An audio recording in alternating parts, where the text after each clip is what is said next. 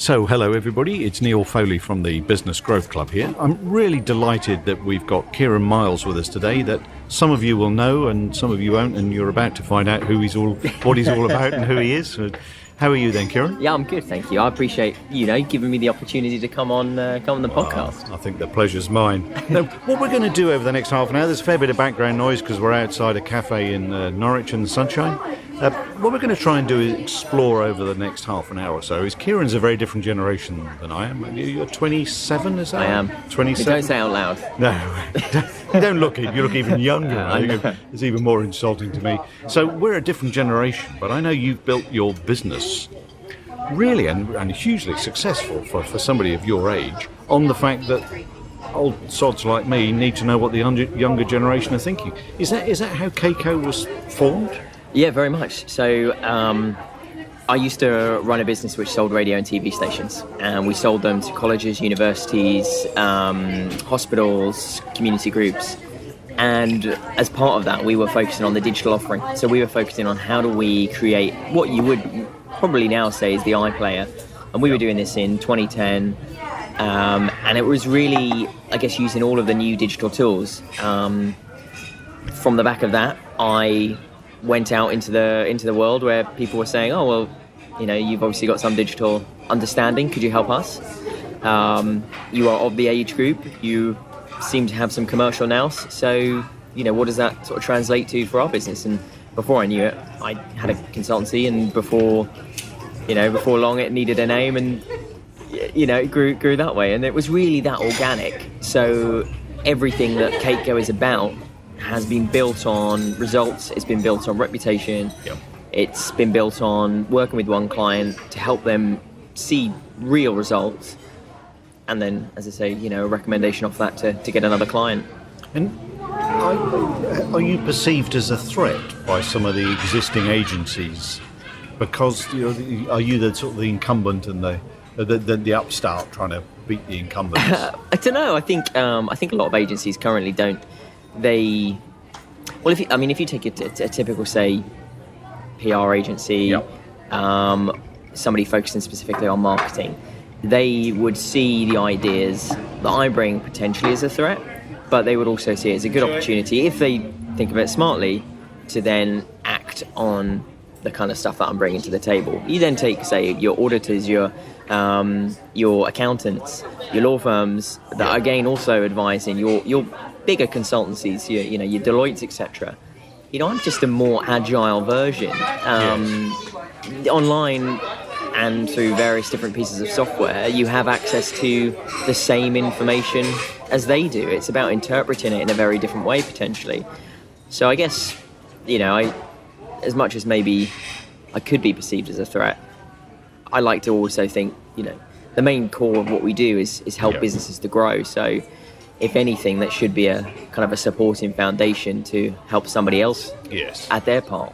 I can imagine a number of agencies saying, though, actually, we do that. We've got our finger on the pulse. Yeah, definitely. We know what's going on. Yeah. When clearly they don't, do they? No. I mean, I've been in meetings where you sit down with the head of marketing, the head of this agency, the head of that, the person in charge of business development and growth, and then you say one word about something or some trend, and you can see the blank looks goes across their face, and you think, okay, and you don't point them out on it. You just quietly, encourage that conversation along, and before long, though, at the end of the day, you get found out. And you can't pretend these things, the same way as you can't pretend to be an accountant, But I know in my old world of financial services, in some ways the finance director, if you were dealing with companies, could be perceived as the enemy.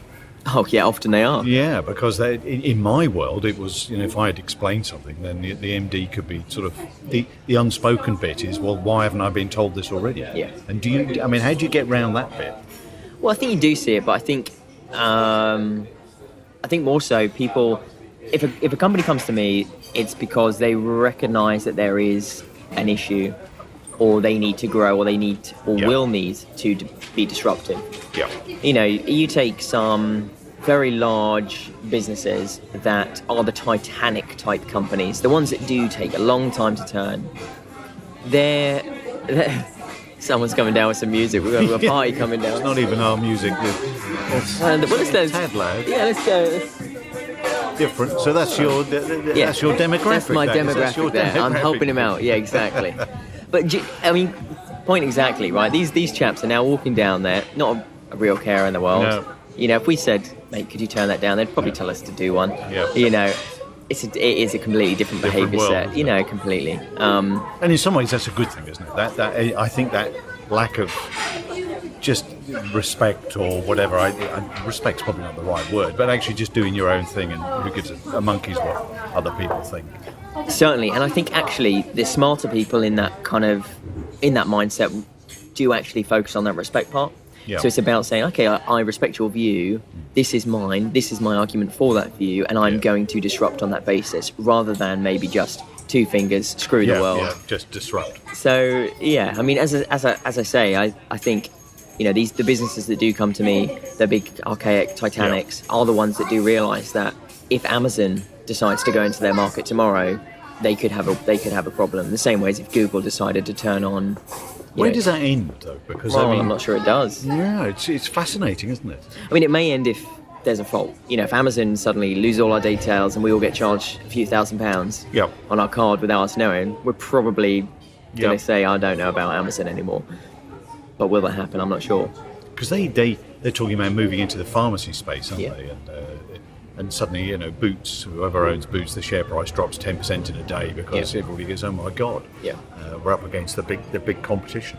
Well, one of the things I say to lots of businesses is that, and this is really focuses around innovation, and it's all relative. So I say that last year, or every year since we've got a record of, Amazon has spent 12 billion on innovation. Good God. That's Jeff Bezos saying, here's 12 billion quid, have a play. Wow. And if your business doesn't spend 12 quid on innovating, and that might just be, I don't know, installing a fruit bowl in your office for your staff. It might be going for a meeting with someone you've never had a meeting for, you know, they're not really a client, but you're just going to see if some conversation happens.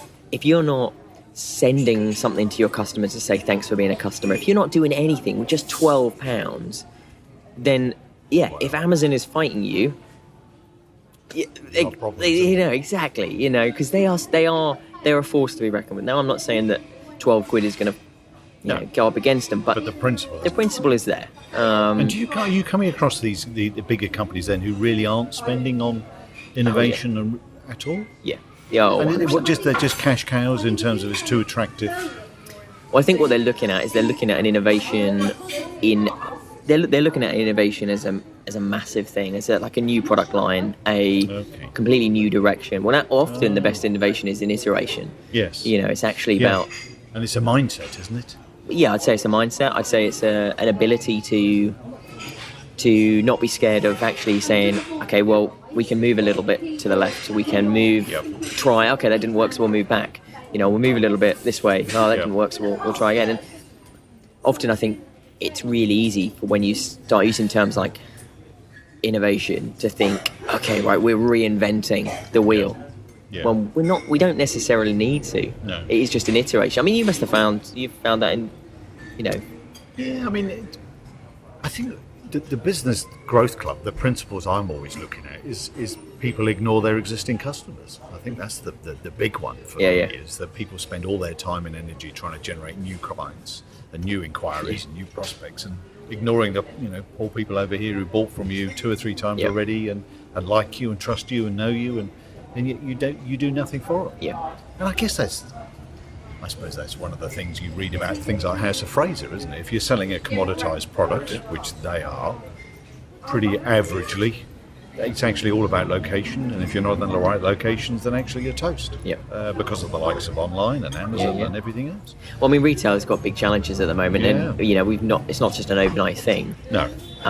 And we will continue to see it, but that doesn't mean it's dead. No, it doesn't not at all. mean You see that with Gerald's down there. I mean, for those of you not in Norfolk, Gerald's is a really family-owned department store. One of the oldest in the One of country. the oldest. It's reinventing itself. Yeah. Downstairs, they've got a new eatery play, which is really nice and smart. Yeah, yeah. People talk nicely about it. They've just gone up market. Yeah. And you know what? It's always busy. Yeah, yeah. So I think it's not dead. It's just you've just got to play to your strengths, haven't you, and realise that if you're just going to sell on price, then you're in trouble, aren't you? What about the car industry? Because I know that interests you and it fascinates me.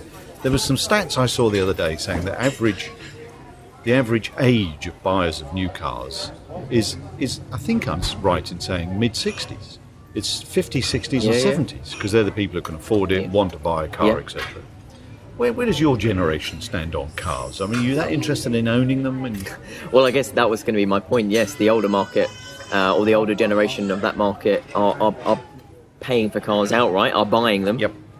You could certainly argue the point that the younger generation are leasing, they're financing, they're hiring, they're lift sharing. Car clubs. Clubs, exactly. It's a lot cheaper to do, and actually, the idea of owning a car isn't as important.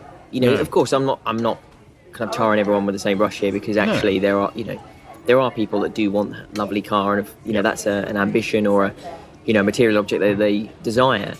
But as our cities grow bigger in terms of the land mass that they occupy, and actually they become more pedestrianised, public transport improves, and we start to see more cycle routes, we naturally will step away from needing or wanting a car. We see that with the high-rise skyscrapers in terms of residential. There's not a car parking space that comes with your property. So if you're a car manufacturer, you've had the good times, haven't you? I think you've had the good times if you look at it as a car manufacturer. Yeah. I mean, I work with a couple of car manufacturer or automobile. I don't know. I'm trying to think of looking the right words without saying the brand names. No. And some of the things that they're looking at is not actually just around seeing their product as a car per se. It's actually looking at then, okay, well, what community have we built? What club have we created? What value is there in that community? And then, what other products could we install our product in, if you like? So if we've got an engine, what value is that to somebody else? If we've got a good mechanical team or an engineering team, what else can they create? There's one client specifically that they are some of the world's best engineers for the motor industry. And they're building things now in hospitals. They're building things now in terms of it, physically crafting, engineering solutions to problems in very different sectors. Right. And that's the kind of iteration we're talking about. That may not have happened, I guess, if you were the good times just kept rolling. Hey, I mean, I don't know. I mean, personally, of course, I don't know but I certainly think it would be hard pressed. I guess this is like Henry Ford says, isn't it? If you ask the customers what they want, they say, faster horses. And I think it's more often the case that businesses are oblivious to the opportunity that might just be on their doorstep if they looked at their production line and said, well, actually, there's another business out there that could use this piece of machinery. Yes. We could tweak that, and suddenly we've opened up a new market. So it is about them small things. And is that where being young helps? Because you haven't got any of the baggage? I don't know. You're going to get baggage before. You've probably got it already, but you're going to get some, don't you? Trust me. But I wonder if that's because you're young, you can challenge the status quo and stuff like that. I mean, I think there's possibly an element of... Well, there's definitely an element of naivety. I certainly don't have the answers as such. But you're probably not trying to give the answers, aren't you? Just trying to get them to question themselves. I've always played it like I'm an entrepreneur. Yeah. I like to change things and solve problems. That's what I like to do. Yeah. So if a business asks me to come in, all I do is look at it in that perspective. Yeah. And I don't profess to be, digital marketeer of the century or the business consultant of the year or anything like that. I am literally just somebody that's not afraid to say to the chief executive of a £2 billion company, your website's shit. Yeah. This person here, the culture in your organisation sucks. I know you've just punted 3, 4, 5 million into that, but I cannot see why you've done that. So just talk me through the process. I'm not afraid to do that. And I don't know if that is arrogant, or I don't know if that is just, fearless, but It's probably refreshing, isn't it, for these guys, because they're Certainly that. surrounded by, I say guys because they're predominantly men, aren't they? Surrounded by sycophants. Yeah. And actually having this brutal reality of somebody in a different generation to them saying, actually, I don't get what you've done here or why you've done it. Well, you mentioned earlier about being in front with other agencies. Yeah. If you're an agency on a retainer, the last thing you want to do is You're not going to rock the boat. exactly. You're not, especially in this kind of market where there are freelancers which are easily accessible. There are, people want in-house as much, more so now than they did. Want outsourced solutions, and therefore, I'm not interested in that. I'm not interested in retainers. I like to climb rocks. I like to eat brunch. I like to hang out with my friends, and I like a level of lifestyle that I know where the limitations are to sustain. I eat avocado, I am not interested in signing you up on a 4-year retainer and then licking your ass for 4 years. I'm not interested in that at all, because that doesn't add any value to my life or yours. So it gives you a different perspective altogether, doesn't it? Definitely, definitely. And so the clients just take you on a project-by-project basis and say... I only offer project by project. Okay. Only that way. I like to know where the results are. That's unusual today, isn't it? Because everybody, me included, has been looking at subscription bases and stuff like that. And so you going the other way, saying, no, I'll just work on a predefined project and then... I'd rather you said to me, this is the result I want, and then that is the KPI I stick to. Now, I appreciate, in project-based retainers, you can, set those KPIs and all that kind of stuff, but I'd rather... It's easier doing it your way. I'd rather we said, look, this is... Let's reevaluate at that point. Because also, it's a two-way thing, and I realise, I'm giving up my time, my life to help you, and as much as that might be nice to have some extra cash in the bank, or I know I've got that for the next 2 years... If I get bored, or you're not the type of person I really want to work with, then I'd like to get out as well. It's just nice to walk away, isn't it? Yeah, sure. But I mean, you deal with a lot of businesses that... I mean, you must see a very different perspective from a lot of different companies, or what's your perspective on it? I think from a purely personal viewpoint, subscription-based businesses are the recurring revenue is what people want. Yeah, sure. I mean, that's why Apple, you don't buy Microsoft anymore, do you? You rent it. You rent everything, don't you? And it just makes perfect sense. Yeah. Whether it does on some of the bigger stuff, I'm never quite sure. I'm a bit like you in the sense of I prefer to have a project to work on and have a measurable outcome to say this is what I want to deliver. I get bored, and when you get bored, you don't deliver to your best objective, do you? So you just think, actually, it's time to leave it to somebody else. And I guess I'm not greedy in that sense. So I just get a kick out of enjoying working with different people. Yeah. Really. And I think the thought of working for one person entirely, I would really struggle with. How do you split your time? Probably not very well, often. I mean, it's probably the same for all of us. Yeah. But do you tend to work sort of full-time on a case or on a project? That really depends on the client and what the outcome is. Some projects require me to do like a day a week, and that might be a solid 8 hours in their office, helping them turn around from within a team. Sometimes it's very remote. It could be I want, a meeting and an update once a month. I was saying earlier the kind of coaching, the executive coaching and thing that I've sort of recently got involved in, I guess, over the last sort of 6 months. I'm at the end of the phone whenever they need it. So it varies. But like you want to keep going. Keep going active and entertained. I mean, you're evidently an entrepreneur. You're an entrepreneur, obviously. Maybe I think you are. You said it there. Yeah. You didn't say entrepreneur, but you said everything that an entrepreneur. Yeah, it's one of these terms that's bandied around a lot, isn't it? And in some ways, it's been devalued, isn't it? Oh, definitely, to an extent, that people talk about being an entrepreneur. Yeah. Not that there's anything wrong with that, but you just think, actually, I wonder if people really are trying to break the mold, do something different, do it in a different, better way. Yeah. I'm far from convinced. And indeed, there isn't room for everybody to be an entrepreneur. No. We just need to do stuff more than anything. And I suppose that's where the Dragon's Den and stuff like that sort of gets on your wick a little bit. Well, yeah, I think so. But then I look past Dragon's Den and I think, there's the kind of the fantasized business, all of that kind of stuff and what it's actually like. I mean, I've done hundreds of pitches for money. I've done 100 pitches for clients. I've done hundreds of pitches, and none of them do you get kind of the sense of what it is like in Dragon's Den, if you like. None of it's not like that. That's not how it is. Or certainly I don't believe it should be. You go in, you build a relationship, you build rapport, all of those kind of things. And Dragon's Den strike. I mean, to me, it's one of the problems in business. I think at the moment is the greed within business, which the young seem to be sort of resonating with as well, if you like. Yeah. It just seems to be that I don't care who I screw as long as I get rich, and that's just so wrong on so many levels. Yeah. There's such an unfortunate. I think through the power of social media amplifying. Yes.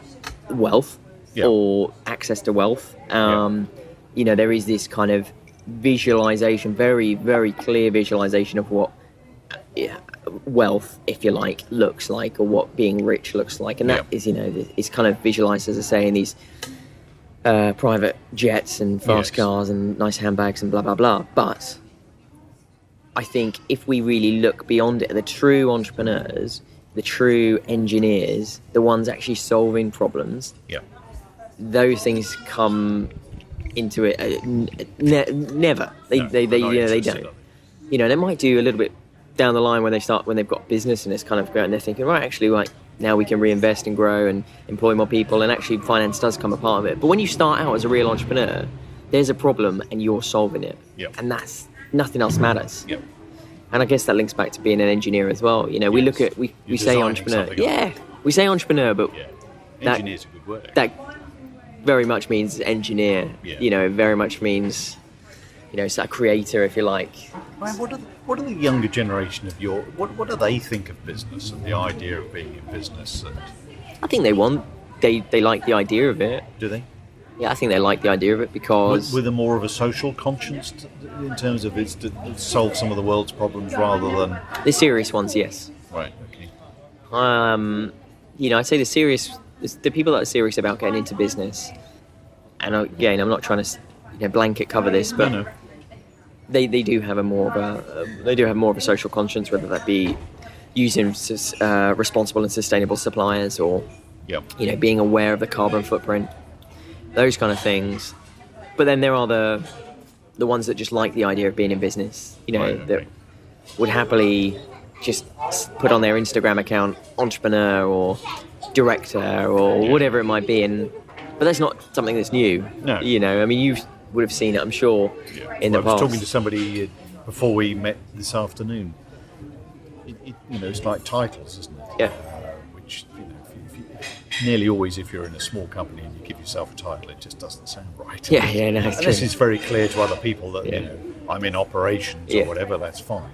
But otherwise, it's just you just hide behind it. It's just silly. Yeah, because also that's really an interesting point, because there is this expectation or this almost self. I'm trying to look for the right word here, but you feel almost you have to have a title. Oh yeah, we've got 3 offices. Oh we've got 20 staff. Yeah. Oh yeah, we're doing this, we're doing that. And actually, more often is the case if you're just honest and authentic and say, look, I'm just doing this. Yep. I'm not at that level yet. I'm not here. People want to get behind you and support you. It's a very good point, because I make that point with some of the people that I work with, in that actually you want to be small enough to cope, so that actually you can actually cope with what you're being given. But actually people will support the small guy, won't they? Yeah.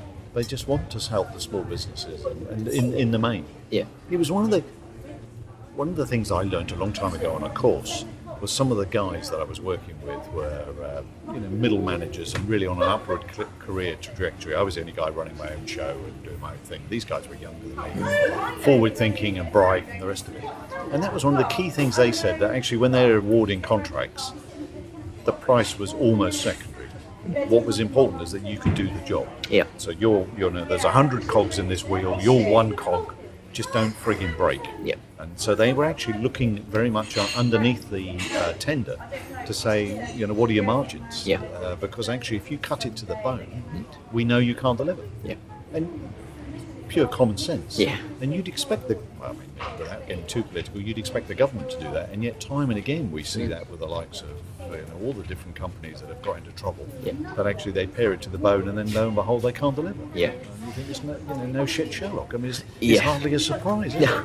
So you're right. The honesty bit, just to say we're small enough to cope, is really important. Yeah, and I think, as you say, is that honest or authentic approach resonates more with customers, prospective customers. Everyone wants to know where they stand. Yeah. If you communicate yourself out there as some massive organisation, and actually, you're a one-man band. Yeah.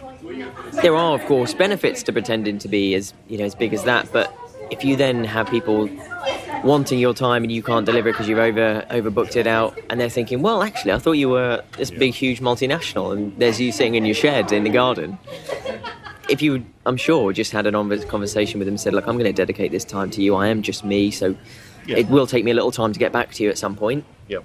They'd probably be fine with that, as you said, as long as they delivered.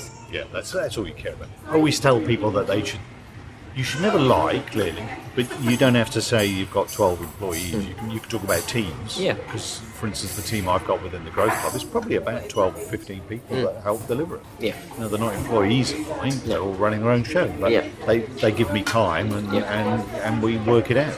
So I think there is something about saying you're a team. Yeah. But you're right. You don't want to lie and just fudge. That was one of the great pieces of advice I was given by somebody a long time ago, was when they were selling time, they were acting as a coach, and they were desperate. They'd done this pitch, the client said yes, but actually lots of other pitches came in at the same time. And all of a sudden they think, I can't deliver. So historically they would have fudged and said, yeah, it's not a problem, classic small business. Yeah. Whereas actually he didn't. Yeah. He'd had enough, and he just said to him, it was something like, say it was November, and he's saying, actually I can't do anything till March. Yeah. So in other words, go away. And the client came back and said, that's great, have you got a date in mind? Yeah. And he suddenly woke up and thought, oh, okay. That's that honesty bit, just saying, and if you're giving me the 25th of March, as long as it is the 25th of March, I can wait. Yeah. It's only around the corner. Yeah.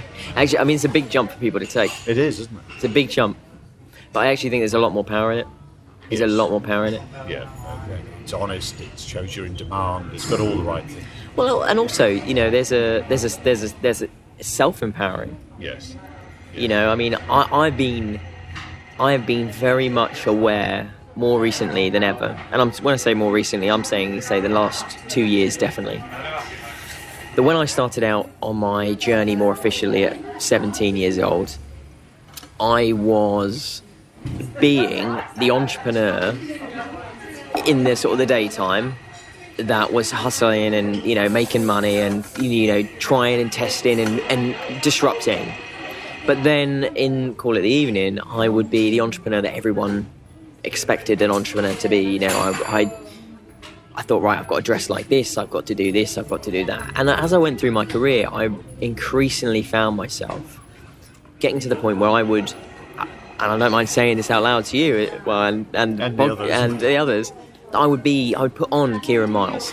I would put on this expectation. Imposter syndrome type. Yeah, exactly that. Exactly that. I would put on what people thought they were expecting of me.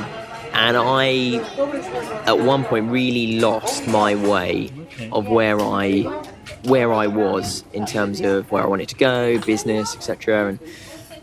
And then I decided to make a change. I decided to be actually me, just to be Kieran. And the moment I decided to have that honest conversation with myself and take that honest approach, have that honest conversation with clients and customers and prospective clients, they respected me a lot more. Really?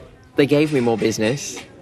I then was doing it in the way that I felt more happy to do it. Yeah, everybody wins, don't they? And everyone wins. Yeah. And that is, I guess, one piece of advice I often sort of, I guess, try and say to other people is that, your expectation of somebody else's expectation is not often the case.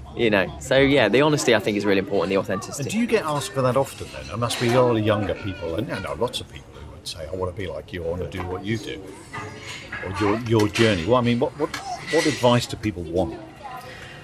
Well, big shout out to anyone that follows me on Instagram, because I document daily. Do you? Yeah, I do. I post as much as I can. Not just of your food. No, oh yeah, my food's on there, obviously. Mainly avocado on Really? toast. Yeah, of course. Yeah, a good cup of coffee, good sunset here and there, skyline, all that kind of stuff. But no, I do post a lot of stuff around the business journey and sort of like quotes and things that I found interesting. And can people just find you as Kieran Miles? Yeah. If you search Kieran_Miles_, that'll come up. I'm going to start doing a bit more on LinkedIn and Twitter as well.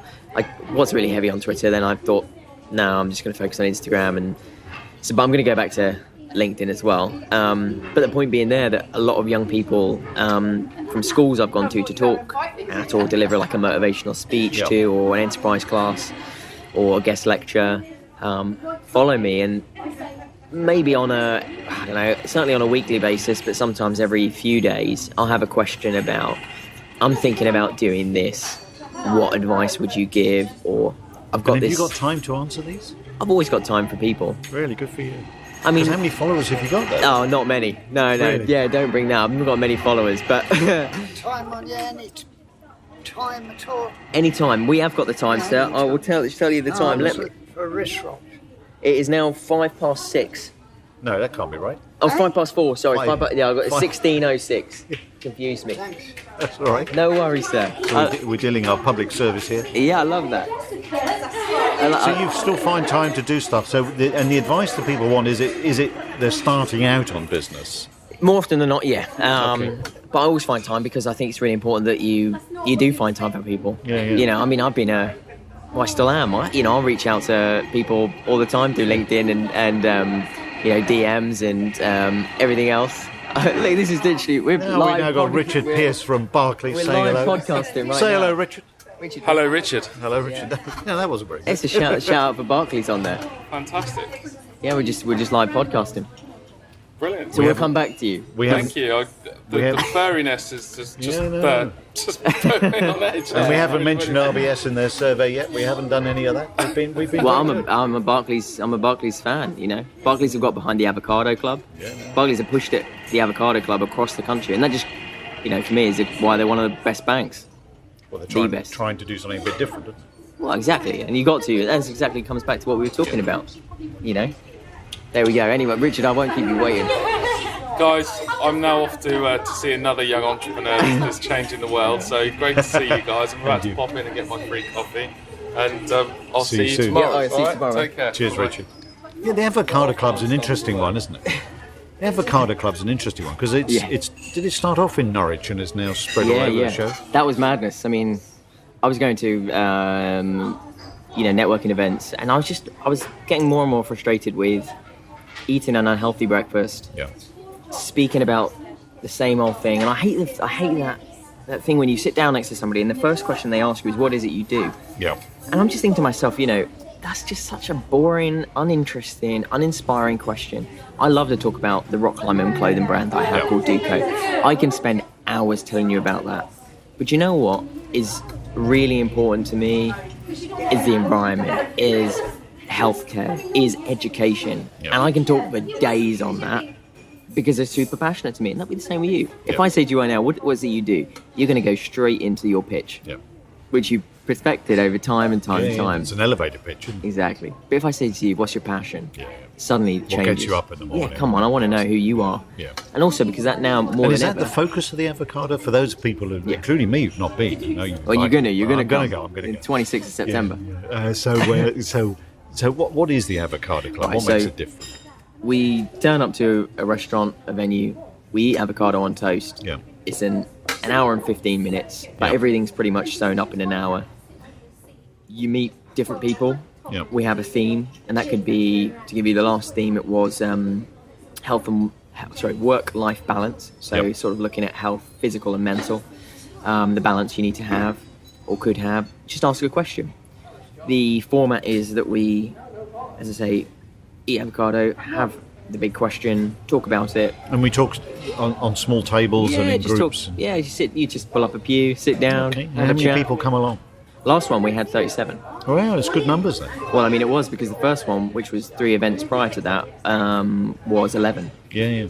And now, as I say, in that time, we've gone from just Norwich to 11 locations. How do people find these then? Where do they find the Avocado Club? Is there a website? You go to, the Avo Club, avoclub.com. We're on Eventbrite, so you just search it. And yeah, it's just really informal. It's just cheap. You know, I got frustrated with paying like 36 quid or something silly for, breakfast I didn't want to eat.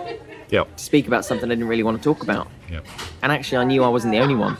And are these of a certain type that are going to the club? It's everyone. So age-wise and the rest of it? Absolutely everyone. Okay. There's like 50-year-old lawyer, all the way down to the 17-year-old startup entrepreneur. And I know we just met Richard Pierce from Barclays. Were Barclays behind this? Did they? Yeah, Barclays have been supporting it from day one. Really? You've got Richard and Anthony, locally. So Anthony from the Eagles Lab. Yeah. You know, they got behind it and have supported the the growth. Certainly Barclays, have been instrumental in helping us with other locations. And really, it's because the work that Richard does anyway is obviously fantastic because he is a connector of people. And, and Anthony's a good guy. Exactly the same. Yeah. Oh no. They're just actually they're a cut above, aren't they? Oh, they're a phenomenal force for actually beyond. Put banking to one side and forget they work at Barclays.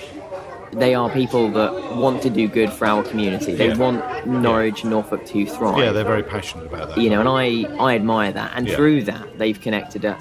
They've made things work. And as I say, in terms of growing that then around and within Barclays, they've been instrumental. And I'm a big supporter of Grant Thornton as well. Yeah. I believe that Grant Thornton's Vibrant Economy is and their kind of campaign around ensuring that our local economy and national economy is not just judged on its kind of fiscal attributes. It's based also on the kind of the social mobility, etc.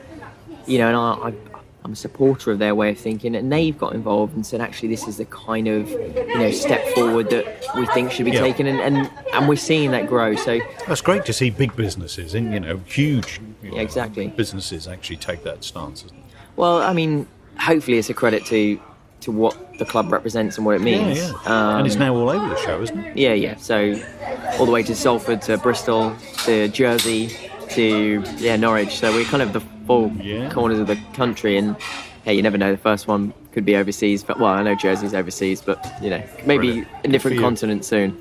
So where does it end then? Because we're talking for hours. Time, because you're a fascinating guy, Kieran. So where does it end for Kieran Miles? Where hopefully not too soon.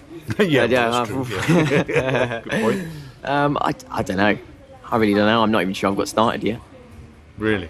That's fascinating, isn't it? For a guy who's done so much in such a short period of time. Because you said to me you've done a huge amount of public speaking, executive coaching you're now doing, and the market research and the rest of it. Well, I don't know. I think I just love solving problems.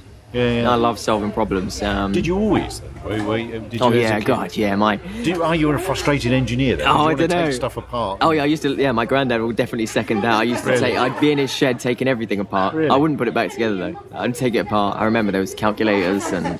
Whereas actually the problems you're interested in solving are people problems rather than the engineering problems. Yeah, I think so. Yeah, I'm more of a.